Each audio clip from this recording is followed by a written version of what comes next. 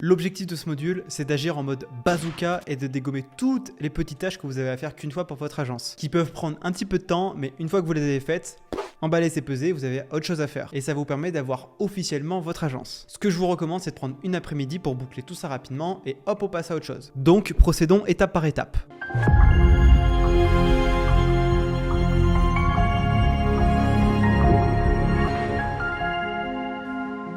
Parlons d'abord de l'administratif. Alors, juste avant que ta vidéo ne commence, si ça t'intéresse, que tu veux accéder au workbook de cette vidéo, ainsi que tous les exercices et tous les templates qui sont donnés dans cette vidéo, tu peux retrouver le premier lien en description, un lien pour pouvoir les télécharger. Tu as juste à envoyer ton adresse email et nous, après, on t'envoie tout ça justement par email. C'est le premier lien en description, moi je te laisse à cette vidéo. Et on se dit à tout de suite de l'autre côté. Et de la création de votre entreprise. Je vais pas rentrer en détail ici, car cela sert pas, mais c'est important de créer votre entreprise pour pouvoir par exemple déclarer vos revenus et être dans la légalité dans n'importe lequel des pays où vous vous trouvez. J'imagine que c'est compliqué de s'y retrouver en fonction du pays. Donc ce que je vais faire, c'est que je vais faire en sorte de pouvoir mettre les tutoriels d'opération adéquats en fonction du pays où vous vous trouvez. Et ça, que ce soit France, Belgique, Suisse, Canada. Et si malheureusement votre pays n'est pas en tutoriel d'opération, je vous invite à vous renseigner avec ChatGPT et Google sur comment créer une auto-entreprise ou une société rapidement. Pour la suite, je vais prendre l'exemple de la France, parce que la majorité d'entre vous sont basés en France. Mais quels sont les prochains conseils à votre cas personnel? Créer sa micro-entreprise en France, c'est très facile et va vous prendre que quelques minutes. Voici les étapes à suivre. D'abord, il faut décider du type d'entreprise que vous souhaitez créer, que ce soit auto-entrepreneur, entreprise individuelle, société, etc. Après, vous allez devoir remplir le formulaire de demande en ligne sur le site officiel de l'administration des impôts. Ensuite, vous allez devoir remplir le formulaire de demande en ligne sur le site de l'URSSAF. Vous allez obtenir un numéro d'entreprise et certificat d'enregistrement. Vous aurez ensuite un numéro de siret et, en fonction du type d'entreprise que vous avez choisi, un numéro de TVA intracommunautaire. Mais comme je vous l'ai dit ici, nous, on va partir sur une auto-entreprise et du coup, vous allez pouvoir demander l'ACRE qui va vous permettre d'avoir l'exonération des cotisations sociales en tant que nouveau entrepreneur. N'oubliez pas de demander l'ACRE une fois que la micro-entreprise est créée pour pouvoir payer moins de cotisations la première année. C'est à faire dans les 90 jours qui suivent la création de la micro. Et je vous conseille de le faire rapidement car une fois que c'est plié, vous n'avez plus besoin de vous occuper de ça. Ensuite, vous devez payer tous les 3 mois vos cotisations en allant sur le site de l'URSSAF. Elles sont calculées automatiquement et vous avez juste à rentrer vos revenus hors taxe. À partir du moment où vous faites environ 35 000 € par an, vous allez devoir déclarer la TVA. Je peux pas vous donner le chiffre exact parce qu'avec l'inflation, ça change tout le temps. Vous devez ensuite aller sur le site des impôts pour déclarer votre TVA, donc de 20%, et vous devrez bien sûr facturer celle-ci à vos clients. Ça veut dire que vous devez ajouter la TVA sur vos factures à partir de ce moment-là. Attention cependant, je ne suis pas comptable ni avocat. Je vous conseille directement de demander à un professionnel pour avoir plus d'informations. Maintenant, si vous avez bien suivi la phase 1 du programme, vous êtes censé avoir un compte Dashlane. Alors j'espère que vous avez bien ajouté votre compte URSSAF sur Dashlane et que vous avez généré un mot de passe fort pour sécuriser votre compte. Concernant le nom de l'entreprise sur vos documents juridiques, je vous conseille d'avoir un nom neutre qui vous permet de modifier le nom de votre agence à votre guise sans que ça n'interfère avec des documents légaux parce que c'est chiant des fois de faire les démarches. Par exemple, mon entreprise s'appelle Louis Esquier tout simplement, qui me permet de changer le nom des business mais je m'appelle toujours Esquier. Ça ne modifie donc pas le nom légal. C'est pratique et sur les documents que vous envoyez à votre client, ça ne crée pas forcément le flou. Alors mettez votre nom de famille ou votre prénom comme nom de société. Rappelez-vous, ce n'est pas un nom de marque mais un nom légal. Il sera affiché sur vos factures, votre compte bancaire, etc. C'est pour ça que ça peut avoir une bonne idée d'avoir un tel nom. Mais ne compliquez pas les choses. La plupart des gens se prennent la tête pour choisir le nom de leur agence et passent plus de temps à cette étape qu'à faire d'autres choses. En fait, on s'en fout un peu du nom. Vous pourrez toujours changer plus tard. Le plus important, c'est choisir un nom vite fait et de vous lancer au plus vite. Voici les 3 méthodes pour choisir un nom. Soit c'est prénom+nom.com, exemple www.louisesquier.com, ou nom+agency.com, exemple www.esquieragency.com, ou toute autre chose qui peut sortir de votre tête en moins de 10 minutes. Vous pouvez par exemple prendre le nom de votre niche ou un mot dans son champ lexical qui permet d'associer votre agence à votre niche. Utilisez différents mots, mixez-les et posez-les à plat. Alors maintenant, mettez un chronomètre de 10 minutes, pas plus, et cherchez un nom. Et si vous ne trouvez rien, vous partez sur votre nom de famille, d'accord? Je ne veux pas de oui, mais je suis pas sûr. Non. Ou alors les initiales, comme moi avec ESQ Agency. On s'en fout, vraiment on s'en fout. Vous pourrez toujours changer plus tard votre nom d'agence, donc moi je veux que vous allez vite. Vous pouvez aussi faire un mix d'autres mots qui s'en rapprochent. Est-ce qui est studio, est-ce qui est média, est-ce qui est groupe, est-ce qui est consultant, etc. Pour la petite histoire, notre première agence avec mon frère s'appelait d'abord ESQ Conseil, puisqu'on fournissait du conseil et de la stratégie. Ensuite on l'a renommé en ESQ Agency et j'ai aussi créé Céleste. J'ai choisi Céleste car c'est un prénom que j'aime énormément. Ça sera celui de ma fille plus tard. Mais vous voyez, c'est tout bête. Ne vous prenez pas la tête et utilisez les premières lettres de votre nom de famille. Vous pouvez aussi utiliser Namelix qui vous permet de générer des noms rapidement. J'ai mis un tutoriel d'opération sur comment s'en servir avec ce module. Il vous suffit de rentrer quelques détails de votre business et cela vous génère plusieurs noms sympas. Vous pouvez ensuite vous en inspirer pour votre nom d'agence. Dernier petit conseil, choisissez un nom facile à épeler. Donc par exemple pas ça. Quixlix Marketing Solution, Claplix Media Consultant, Chirix Media Développement. Ouais voilà, c'est compliqué. Donc faites Faites une pause sur ce module, mettez un chronomètre de 10 minutes et trouvez votre nom d'agence rapidement. Ensuite, vous allez acheter votre nom de domaine. Le nom de domaine est très important parce qu'il va vous permettre d'avoir un site internet, donc par exemple www.celeste-agency.com et une adresse email professionnelle, par exemple contact@celeste-agency.com. Et tout de suite, vous paraissez plus sérieux. Donc on va se concentrer sur comment l'obtenir. Un nom de domaine est unique. J'ai acheté le nom de domaine agencylab.com et il m'appartient. J'en suis le propriétaire et vous ne pouvez pas l'avoir. Le plus commun, c'est un nom de domaine en .com. C'est recommandé mais pas obligatoire. Si celui-ci n'est pas disponible, vous pouvez aller pour le .co, .net, .fr, .io, etc. Vous avez donc agencylab.fr, agencylab.io, etc., etc. Et vous allez acheter les droits de propriété sur un domaine. Vous allez payer par exemple 12 € par an pour avoir la propriété du nom de domaine. Personne d'autre que vous peut l'avoir alors. Et pour obtenir un nom de domaine, vous devez d'abord vérifier s'il est disponible. Si c'est le cas, vous pouvez l'acheter auprès d'un hébergeur de domaine. Et une fois que vous l'avez acheté, il est à vous tant que vous continuez de payer les frais de renouvellement. Je vous conseille d'aller sur GoDaddy pour trouver et acheter votre nom de domaine. C'est l'hébergeur qui se connecte avec le plus d'outils disponibles sur internet, donc c'est vraiment pratique. Je vous ai fait un tutoriel d'opération sur comment utiliser GoDaddy pour prendre votre nom de domaine. Je vous invite à le regarder. Là aussi sur votre compte GoDaddy, je vous invite à ajouter les identifiants sur votre compte Dashlane pour avoir un compte sécurisé. C'est une des petites dépenses de votre agence, mais ça ne coûte pas grand chose et c'est important pour le long terme. Faites pause et une fois que vous avez acheté votre nom de domaine, on va pouvoir se concentrer sur l'adresse professionnelle. J'ai la chance de recevoir par jour beaucoup de messages de prospection de la part de plusieurs personnes qui sont là pour me proposer l'offre d'une vie, des services de montage vidéo, du copywriting, etc., des shorts, des TikTok. Et quand j'ouvre l'email, que je vois qu'il est envoyé par une adresse email du style nathandurand89@gmail.com, on va dire que ça me sort du truc. J'ai aussi parlé avec beaucoup d'autres connaissances entrepreneurs et c'est une faute qui peut vraiment réduire vos chances d'être pris au sérieux. Aujourd'hui, je travaille dans plusieurs business, que ce soit mon agence, ma chaîne YouTube, les différents réseaux sociaux, Agencylab, ainsi que des business que j'ai en commun avec des associés. Une adresse email professionnelle est essentielle pour garder un contact sérieux et surtout garder la crédibilité de votre agence. Elle reflète votre professionnalisme et donne à votre agence une apparence plus officielle, qui est aussi sérieuse et digne de confiance. Imaginez si vous recevez deux emails, l'un de louis123@gmail.com et l'autre de louis@celeste-agency.com. Lequel semble le plus professionnel? Lequel vous semble le plus lié à une entreprise légitime? D'autant plus que si vous êtes amené à prospecter et envoyer des emails à des professionnels, utilisez une adresse email en @gmail.com ou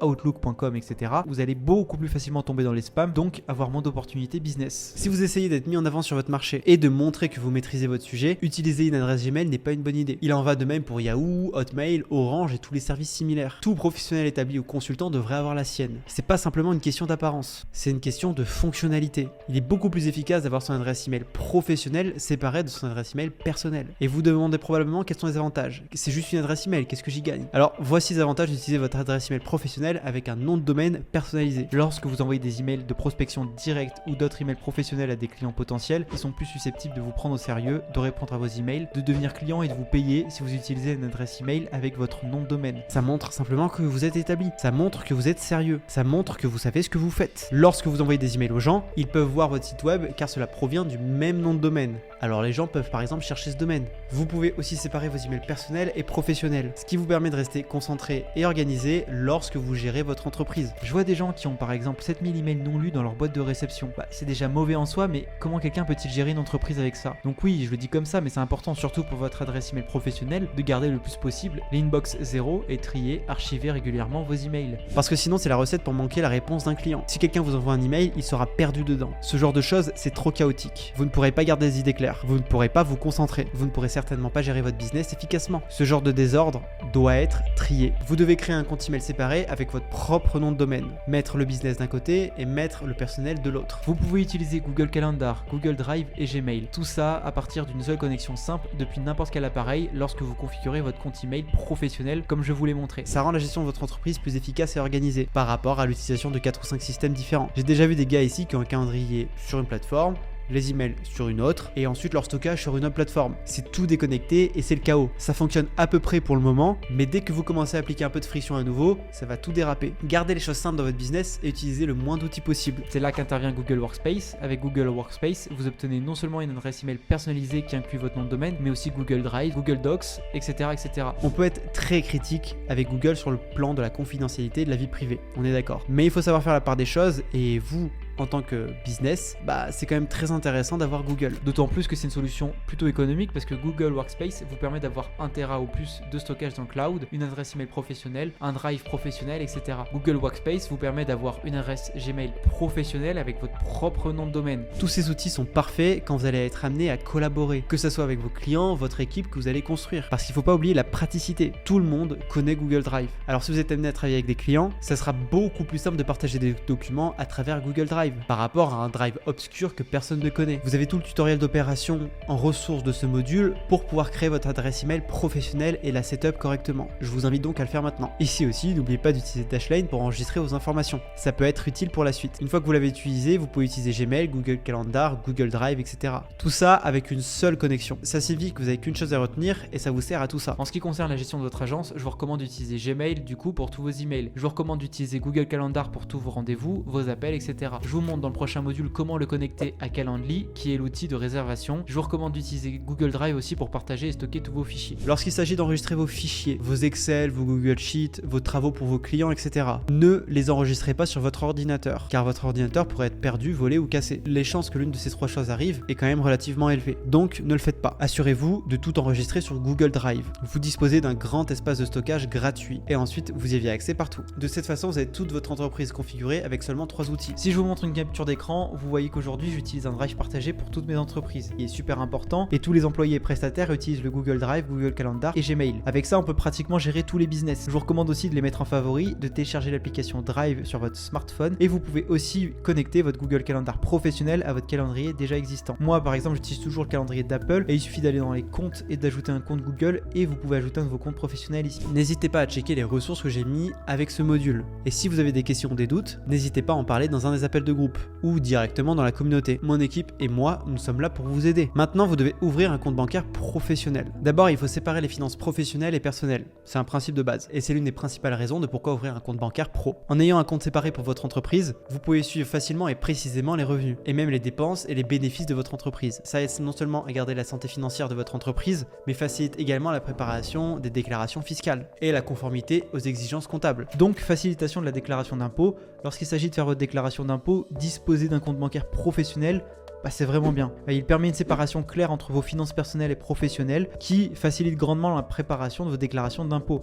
Vous pouvez facilement identifier les revenus de l'entreprise, les dépenses et le bénéfice. Ça rend le processus de déclaration plus efficace et moins susceptible d'erreurs, ce qui peut vous éviter des pénalités potentielles pour les déclarations inexactes ou tardives. Et aussi le professionnalisme. Lorsque vous effectuez des transactions commerciales avec des clients ou des prestataires, un compte bancaire professionnel donne une impression de légitimité et de sérieux pour votre agence. Donc facilitation des finances au quotidien. Un compte bancaire pro sert de plateforme dédiée pour toutes vos transactions financières liées à l'entreprise, qu'il s'agisse de gérer les revenus provenant de ventes, les paiements aux prestataires. Tout devient plus clair quand vous avez un compte distinct pour ces opérations. Donc vient la question, quelle banque choisir? Et la réponse est, ça dépend. Il y a beaucoup de facteurs à prendre en compte quand vous allez choisir une banque. Donc avant de donner une banque que je conseille, voici une checklist des caractéristiques que vous devriez rechercher dans une banque pour votre business. Déjà une banque avec pas de frais d'utilisation ou limités. Parce que les frais d'utilisation mensuels ou annuels peuvent s'accumuler avec le temps et gruger vos bénéfices. Donc préférez une banque qui ne facture pas de frais d'utilisation pour votre compte pro. Ça peut aider à économiser de l'argent et surtout maximiser vos profits, vous qui commencez. Pas de solde minimum requis, parce que certaines banques exigent un solde minimum sur votre compte pour éviter les frais de service. Ça peut être un fardeau pour les petites entreprises ou les startups qui ont un flux de trésorerie fluctuant. Par conséquent, préférable de choisir une banque qui n'exige pas de solde minimum, pas de plafond ou de retrait par mois. Pose une application mobile, parce que vous voulez avoir accès à vos finances n'importe où, et notamment envoyer des factures, recevoir des paiements, recevoir la notification de paiement, ce genre de choses. Ça vous permet de gérer vos soldes, de transférer les fonds, de payer les factures et de réaliser d'autres transactions à tout moment et en tout lieu. Pour moi, si vous n'en avez pas, je vous conseille d'avoir une banque en ligne. Surtout, en plus, si vous n'en avez pas encore. Les transactions sont instantanées, ce qui est idéal pour vos business à rythme rapide. De plus, il y a beaucoup de banques en ligne qui offrent de nombreux avantages et des fonctionnalités que vous ne trouverez pas dans une banque traditionnelle, comme les analyses financières détaillées, les outils de budgétisation et même des programmes de récompense. Moi, ma préférée, c'est Revolut. Vous avez aussi par exemple N26, mais Revolut, l'avantage, c'est le support client très réactif. Vous ne voulez pas attendre des jours pour obtenir une réponse à vos questions ou préoccupations financières. Un jour, j'ai eu un virement de 10 000 € en attente et il y a eu un souci avec le virement et je peux vous assurer qu'avoir une réponse dans les 30 minutes après avoir posé ma question, ça rassure énormément à ce moment, bordel. En plus de ça, Revolut, c'est la banque en ligne la plus fiable qui existe. Il n'y a pas meilleur argument. Je vous ai mis un lien en description pour créer un compte Revolut si vous voulez commencer. Ah, le logo. Bon, je commence à connaître comment fonctionnent mes élèves, alors vous allez pas me casser les bonbons. On s'en tamponne complètement du logo. Complet. Oui, je peux être violent, mais j'en ai marre de voir des élèves perdre leur temps, surtout sur ce genre de conneries, alors que le plus important pour vous aujourd'hui, c'est la prospection, d'accord? C'est d'aller à cette putain de phase 3 prospection et de commencer à prospecter. Le reste, ça doit être rapide, fluide, moins d'une après-midi pour faire tout ça. Vous voulez que tout soit parfait avant de lancer votre agence, et c'est une bonne chose. Cependant, c'est important de comprendre que vous n'avez pas besoin de logo complexe ou sophistiqué pour réussir. C'est important de ne pas laisser des détails mineurs comme la conception d'un logo vous empêcher de vous concentrer sur ce qui est vraiment important pour votre entreprise et la prospection et la vente de votre service. C'est là que vous devriez concentrer la majorité de votre temps et vos efforts. Alors n'y réfléchissez pas trop, choisissez une police qui vous plaît, écrivez le nom de votre logo d'entreprise en noir et voilà, vous avez votre logo. Pour le favicon, prenez la première lettre du nom de votre entreprise et utilisez-la. C'est aussi simple que ça. Rappelez-vous, votre logo peut toujours évoluer avec le temps. Une fois que vous aurez établi votre entreprise et commencé à gagner de l'argent, vous pourrez investir sur un logo professionnel si vous le souhaitez. Mais pour l'instant, gardez les choses simples et concentrez-vous sur ce qui compte vraiment. Commencez votre business et faire de l'argent. Un beau logo ne vous fera pas gagner de l'argent, alors ne venez pas les casser. Oui, je suis vulgaire, mais ça m'énerve. Maintenant, vous allez sur Photoshop, ou même Keynote, ou même encore mieux Canva. Vous ajoutez votre police d'écriture, vous ouvrez un document et vous faites ça. Pour finir ce module rempli d'actions à faire, voici une checklist des choses que vous devez faire avant de passer à la suite. Micro-entreprise ou l'équivalent qui est créé. Votre nom d'agence choisi, le nom de domaine acheté, Google Workspace installé, vous avez votre adresse professionnelle prénom.nom@domdomaine.com créé, vous avez votre compte bancaire créé, un logo créé, un identifiant URSAF ou équivalent sur Dashlane, identifiant de GoDaddy sur Dashlane, identifiant de Google Workspace sur Dashlane et identifiant de Revolut sur Dashlane.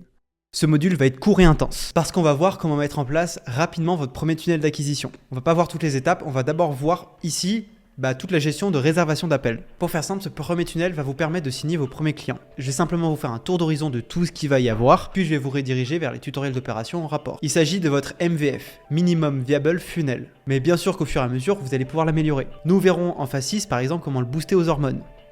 Ouais, rien que ça. Mais ici, ça suffira amplement pour signer vos premiers clients. C'est important d'avoir un logiciel comme Zoom ou Google Meet pour les appels, car ça va vous permettre déjà d'enregistrer les appels et c'est important pour vous améliorer. Ensuite, ça va vous permettre d'organiser les appels vidéo ou audio partout dans le monde, même dans différents pays. Vous avez l'option gratuite d'utiliser Google Meet, auquel vous avez accès avec votre Google Workspace. Sinon, vous pouvez utiliser Zoom, même si Google Meet est très sympa. De mon côté, j'utilise Zoom, mais Zoom commence à me saouler un petit peu, donc je vais peut-être basculer vers Google Meet. Si vous commencez, je vous conseille de directement rester sur Google Meet, ça coûtera moins cher. C'est juste une question de préférence. Il vous faut aussi un système de réservation d'appels asynchrone. Vous ne pouvez pas demander à chaque email envoyé les disponibilités du prospect. Le plus simple, c'est lui donner un lien qui le redirige vers un calendrier de réservation d'appel. Et il peut réserver lui un créneau qui le convient pour faire l'appel. Calendly est parfait pour faire ça, puisque vous pouvez configurer plusieurs choses importantes comme la connexion avec votre calendrier, la création d'un lien unique Google Meet ou Zoom à chaque réservation d'appel, des emails et des SMS de rappel pour que le prospect n'oublie pas d'être présent, etc. Maintenant, pour accepter les paiements, vous avez deux manières de faire. Soit la manière automatisée. Vous utilisez Stripe, qui est un processeur de paiement, et qui va vous permettre d'accepter les virements des clients. Ou alors, vous avez Revolut, qui vous permet aussi de faire ça, et en vrai, utilisez Revolut. Je pense que je vais faire la promotion tout le temps de Revolut, mais sérieusement, si vous n'avez pas un compte là-bas, allez-y, c'est trop bien. Vous pouvez aussi faire des virements classiques par RIB si vous le souhaitez, mais je préfère utiliser une solution comme Stripe ou Revolut qui automatise un petit peu parce que c'est beaucoup plus fluide. Quand on a lancé notre agence avec mon frère en 2019, assez vite on a signé un client qui nous a rapporté 5 000 € par mois. Et ça arrivait au bout du 2e mois de commencer la prospection. Le problème c'est qu'on n'avait pas encore notre compte bancaire d'entreprise, ni rien d'autre. On était en train de se débattre pour savoir comment on allait être payé, tout en restant professionnel. Pour éviter que vous viviez la même situation, voici ce que vous devez savoir pour être payé. Tout d'abord, vous aurez besoin d'un contrat. Vous envoyez ce contrat au responsable, il le signe, vous le signez et tout le monde est légalement engagé dans de bonnes conditions. Concernant le modèle de contrat et tout le protocole d'onboarding, nous le verrons lors de la 5e phase du programme. Ensuite, vous avez besoin d'une plateforme pour facturer et recevoir les paiements, parce que le faire avec des RIB classiques ajoute de la friction et vous pouvez surtout vous simplifier la vie avec des logiciels qui permettent d'envoyer un lien de paiement à votre client comme s'il payait quelque chose sur internet et il a juste à remplir ses coordonnées. Enfin, vous avez besoin d'un compte bancaire où l'argent pourra être versé. Voici comment le processus se déroule rapidement. Vous suivez votre processus de paiement et c'est tout bon. Vous avez des clients prêts à travailler avec votre agence. Vous leur envoyez un contrat par email ou via une plateforme comme DocuSign pour qu'ils le signent. Une fois signé, vous suivez votre processus de paiement et c'est tout bon. Vous avez des clients prêts à travailler avec votre agence. agence. À la limite, vous envoyez un devis. Ensuite, une fois que le devis est accepté, vous envoyez une facture via Quaderno ou Revolut. Une fois la facture signée et payée, vous envoyez un contrat par email ou via une plateforme comme DocuSign pour qu'il le signe. Quand le client paye la facture via son mode de paiement qu'il préfère, que ce soit par carte ou même si lui de son côté veut faire un virement, l'argent est versé sur votre compte bancaire. Vous avez des tutoriels d'opération pour compléter ce processus. Je vous montre aussi comment envoyer les devis et les factures à votre client. Le setup doit être rapide. Voilà encore pour ce module, je vous invite à bien faire ces étapes, c'est important. Donc de configurer votre système d'appel, que ce soit Google Meet ou Zoom, de faire aussi votre Calendly et aussi votre Revolut ou votre Stripe pour les factures, ou GoCardless. Votre tunnel d'acquisition de clients est méga important et sans lui vous pourrez en signer aucun. Pour finir le module, voici une checklist des choses à faire. Créer et configurer Google Meet ou Zoom, créer un compte sur Calendly, connecter son calendrier professionnel et personnel à Calendly, créer les 2 événements Calendly, créer les workflows Calendly, créer et configurer son compte Quaderno ou Revolut pour les paiements. Ah oui, je l'ai pas dit mais ça va de soi. Je vous invite maintenant à bien prendre en compte votre calendrier digital, donc votre Google Calendar par exemple, qui est relié à votre Calendly, et bien mettre en avant vos créneaux de disponibilité et d'indisponibilité. Que ce soit les moments où vous allez au sport, que vous êtes au travail ou en études, etc. Pour pas qu'un réserve un appel pendant que vous êtes en études ou au taf et que vous pourrez tout simplement pas prendre l'appel. Si je vous montre avec mon calendrier par exemple, j'ajoute directement sur le calendrier mes rendez-vous et ça supprime le créneau de réservation sur Calendly que vous envoyez au client. Alors commencez à prendre cette habitude, ça sera vraiment utile pour vous pour la suite.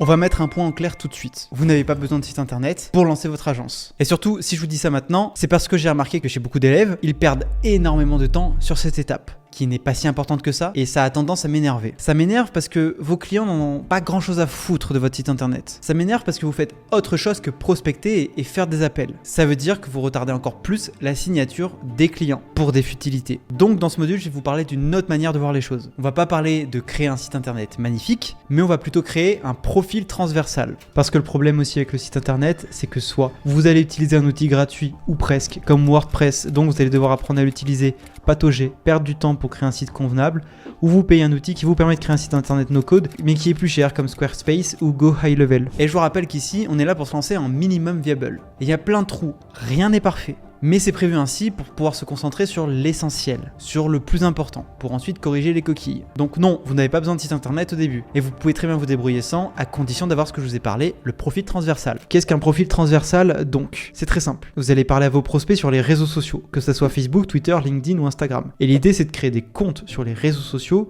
qui sont optimisés, qui vous serviront pour la prospection et pour la renommée. Un profil transversal, c'est un objectif simple. Simplifier au maximum votre présence sur internet. D'autant plus qu'un site internet, vous n'avez pas besoin d'en avoir un magnifique. Vous pourrez l'améliorer une fois que vous aurez des clients. Donc au lieu de passer des heures à concevoir et construire un site internet, investissez votre temps à optimiser vos profils sur les réseaux sociaux. Ces plateformes ont déjà une audience énorme. Donc en y établissant votre présence, vous aurez immédiatement un large éventail de prospects à contacter.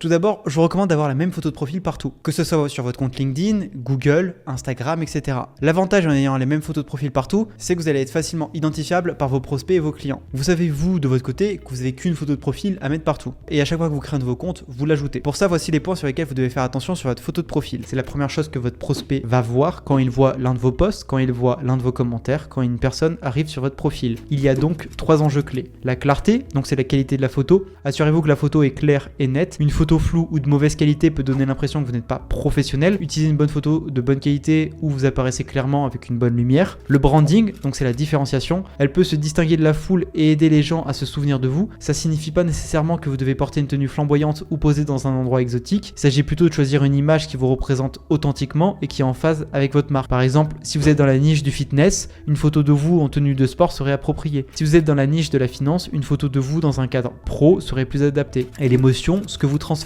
Votre photo de profil doit transmettre une émotion positive, ça aide à créer une connexion avec votre public. Un sourire chaleureux peut faire des merveilles pour donner une impression positive. C'est important de montrer que vous êtes accessible et amical. Vous voulez que les gens se sentent à l'aise pour vous contacter ou interagir avec vous. Pour la modifier, vous pouvez aller soit sur votre profil LinkedIn ou sur votre compte Instagram, etc. et cliquer dessus directement. Comment avoir une bonne photo de profil? Portrait coupé ou buste ou aux épaules, regard frontal ou de côté, avec ou sans fond dépend de votre identité visuelle. Maintenant, je vais vous montrer comment faire une bonne photo de profil rapidement. Ok, donc pour faire votre photo de profil, vous avez 2 manières de faire. Soit vous avez quelqu'un qui peut vous prendre en photo, soit vous êtes tout seul et on va devoir improviser. Maintenant, ce que je veux, la première chose à faire, c'est d'avoir une bonne lumière. Le mieux pour ça, c'est si vous êtes en journée, c'est d'être à côté d'une fenêtre. Par exemple, à côté de l'appareil, il y a une fenêtre. Et à ce moment-là, vous allez vous mettre en face de la fenêtre. Si je vous montre un petit peu une différence entre si je suis en face de la fenêtre ou de dos à la fenêtre, vous voyez quand même la différence qu'il y a de luminosité et surtout de comment le visage est mis en valeur. Alors en plus, j'ai même pas fait attention aux autres paramètres. Une photo à contre-jour, on ne voit pas forcément la couleur de mes yeux,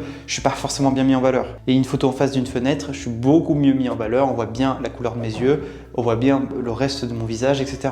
Ensuite, pour la photo, je vais vous montrer comment faire, que vous ayez un iPhone ou même un smartphone plutôt classique. Concernant vos tenues, vous ne prenez pas la tête, hein. Une chemise, c'est parfait entre formel et décontracté, ou alors un pull comme j'ai là aujourd'hui, c'est parfait aussi. D'ailleurs, évitez de prendre des selfies. Les selfies, ça vous met vraiment pas en valeur. C'est vraiment pas la meilleure façon de prendre une photo. Vraiment, je vais vous montrer comment faire. Donc maintenant, la chose à faire pour vous prendre en photo, je vais vous montrer avec le smartphone ou l'iPhone, c'est de trouver un support. Si vous avez un trépied, parfait. Si vous n'avez pas de trépied, on va se débrouiller autrement, il n'y a pas de souci. De trouver un support pour poser votre téléphone un petit peu en hauteur pour pouvoir faire la photo. Moi, je vais vous montrer un petit peu comment je vais faire. Quand vous allez prendre la photo, essayez quelques angles différents. Ça peut être bien pour tester et choisir la bonne photo pour vous. Si vous avez quelqu'un qui peut vous prendre en photo, demandez-lui de vous prendre à hauteur du buste, donc cette hauteur, quitte à renier un petit peu plus tard pour recadrer. Essayez plusieurs profils, expressions du visage. Je vous conseille aussi, si vous avez un petit peu du mal à être à l'aise devant la photo, c'est d'abord, avant de prendre la photo, d'aller devant le miroir et de regarder pour essayer de faire une expression du visage qui vous plaît pour pouvoir enregistrer un petit peu comment votre faciès doit se mettre pour pouvoir faire la belle photo. À ce moment-là, vous mettez-vous devant le miroir, regardez quelle expression vous préférez, figez-vous et faites la photo ensuite. C'est une bonne manière de faire pour une bonne photo. Maintenant, pour vous montrer pour la photo, c'est très simple. Je vais vous montrer donc très simplement, vous avez forcément des étagères, ce genre de choses. Vous posez votre téléphone sur l'étagère. Hop, j'active l'appareil photo, je me mets en format, comme ça pour pouvoir voir. Vous activez l'appareil photo, hop, voilà, vous vous mettez comme ça, on voit votre portrait, c'est parfait. Ensuite, ce qu'on fait, c'est qu'on va activer le retardateur pendant 3 secondes. 3 secondes, ça va très bien. Et vous trouvez un endroit pour poser votre téléphone. Donc pour poser le téléphone, là, je vois, j'ai l'étagère qui peut très bien marcher. Hop, je pose l'étagère, j'appuie.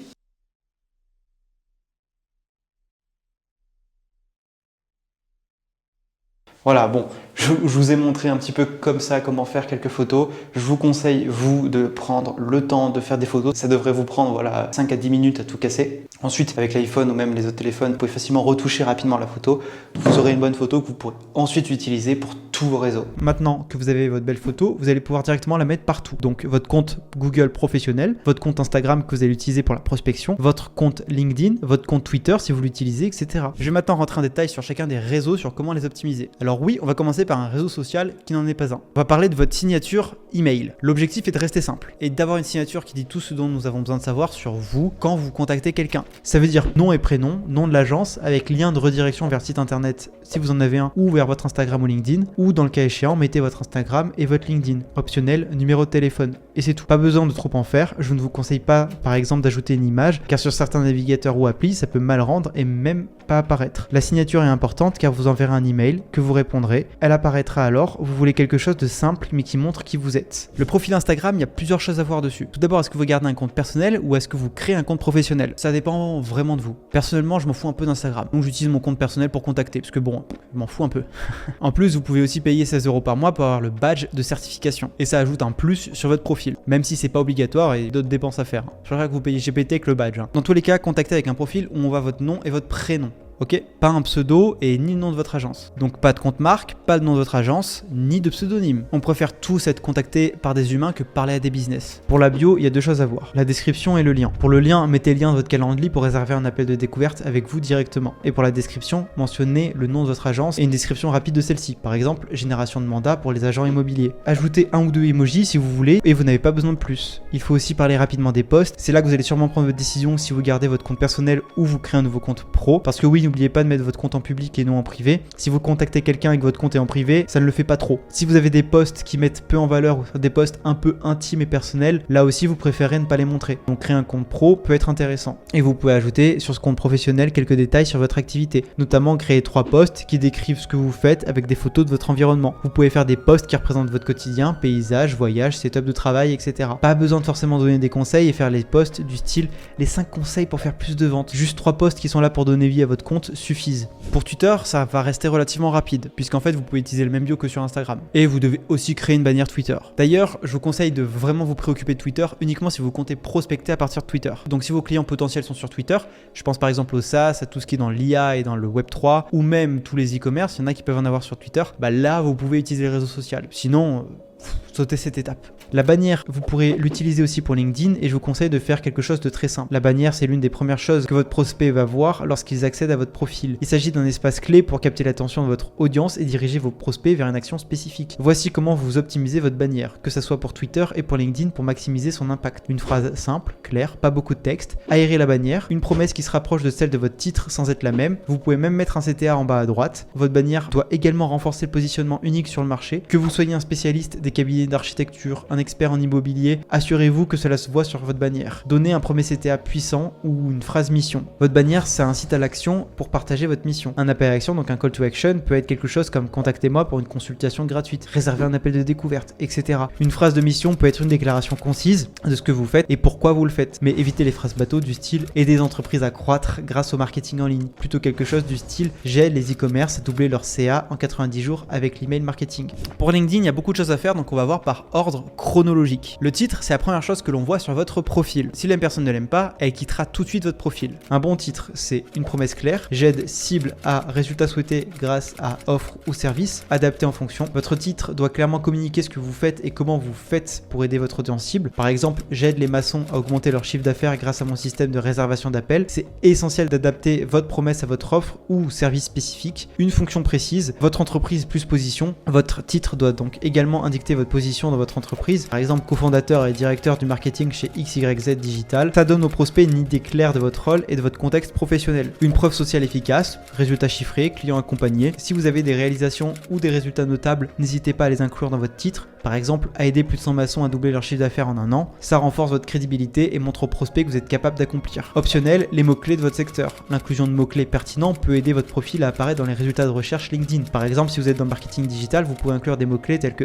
SEO, content marketing ou Facebook Ads. La section sélection de votre profil LinkedIn, c'est un espace où vous pouvez même mettre en avant des liens et des contenus que vous avez fait. Pour pouvoir modifier la section, il faut d'abord activer le mode créateur dans les paramètres de votre profil. Et voici comment exploiter au mieux la section sélection. Crédibiliser votre profil, utilisez cet espace pour partager des liens vers des ressources qui mettent en lumière votre expertise et vos réalisations. Ça peut être des posts LinkedIn que vous avez écrits, des projets sur lesquels vous avez travaillé, des témoignages clients, etc. Chaque lien que vous ajoutez à votre sélection doit servir à renforcer votre crédibilité et à montrer que vous savez de quoi vous parlez. Les appels à l'action. La section sélection est aussi un excellent endroit pour diriger vos visiteurs vers une action spécifique. Par exemple, vous pouvez ajouter un lien vers un formulaire d'inscription à votre newsletter, vers votre calendrier, etc. Donc les idées de liens, ça peut être le calendrier, un post LinkedIn qui a bien marché, un site internet, une page de prestation de service, etc., etc. Si on descend sur le profil LinkedIn, il y a la biographie. Cette partie a un but simple, expliquer qui vous êtes et ce que vous faites en 15 lignes maximum. Donc, qui êtes-vous? Commencez par une introduction simple et concise, dites qui vous êtes professionnellement, par exemple spécialiste en marketing numérique avec plus de 10 ans d'expérience dans le secteur de la technologie. Que faites-vous? Expliquez donc ce que vous faites actuellement, vous pouvez mentionner votre poste actuel, le nom de la boîte et une brève description de votre rôle. En tant que responsable marketing chez XYZ, je m'occupe de la croissance de stratégies marketing innovants. Je m'occupe des publicités, des marques de vêtements, par exemple. Valeur ajoutée, décrivez comment vous apportez de la valeur à votre audience, parlez des problèmes que vous résolvez, des résultats que vous obtenez ou de ce qui vous distingue des autres. Par exemple, confiez-nous tout votre email marketing, votre liste email a le potentiel d'être votre source de revenus la plus importante et nous, on va faire en sorte que ça le devienne. Donc, une structure en lead body clause. Qui suis-je? L'objectif de l'agence et sa mission, preuve sociale, crédibilité et chiffres et un appel à l'action, donc réserver un appel, etc. Utilisez cette structure pour faire quelque chose d'assez simple et rapide et utilisez aussi quelques emojis. Enfin, il y a la section expérience. Là, c'est à vous de mettre ce que vous faites. Ajoutez aussi votre agence et raccourcissez votre introduction et mettez-la dans la description de votre expérience. N'oubliez pas le call to action pour améliorer la conversion vers votre appel et n'oubliez pas de bien relier votre entreprise dans votre profil. N'oubliez pas de créer une page entreprise pour votre agence avec une page vitrine. N'oubliez pas que vous avez 15 lignes maximum pour votre biographie. Alors soyez concis. Visez à donner une idée claire de qui vous êtes